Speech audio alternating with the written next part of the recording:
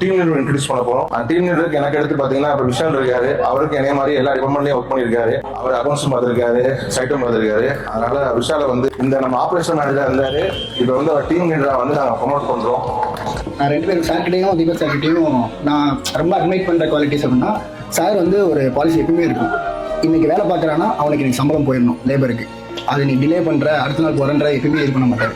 நான் அது வந்து நான் 2 மணி நேரத்தில் விசாரிச்சிருக்கேன். நான் நிறைய சைட் போயிருக்கேன். அங்கே நிறைய பேர் சொல்ற எக்ஸ்பீரியன்ஸ்லாம் சார் எனக்கு நான் கேட்டிருக்கேன்.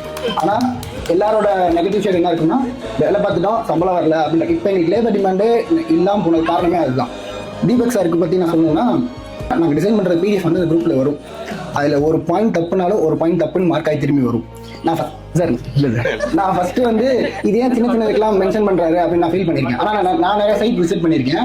என்னோட சின்ன சின்ன மிஸ்டேக் தானே இதெல்லாம் இருக்கு அப்படின்னு நான் சொல்லிருக்கேன். ஆனா நான் சைட் போகும்போது அவங்க என்கிட்ட கூப்பிட்டு காமிப்பாங்க, இதுல என்ன சார், இதுல மெஷர்மெண்ட் எப்படி இருக்கு, இங்க கிராஸ் செக்ஷன் எப்படி இருக்கு, இதுல எது கரெக்ட் அப்படின்னு சொல்லி. அப்ப எனக்கு ஒரு மாதிரி என்னடா இது இப்படி ரொம்ப பின் பாயிண்டா தெரியும். அதை ரெக்டிஃபை பண்றதுக்காக சார் எடுத்த ஸ்டெப் வந்து ஆக்சுவலா ரொம்ப வைஸ் பாயிண்ட்.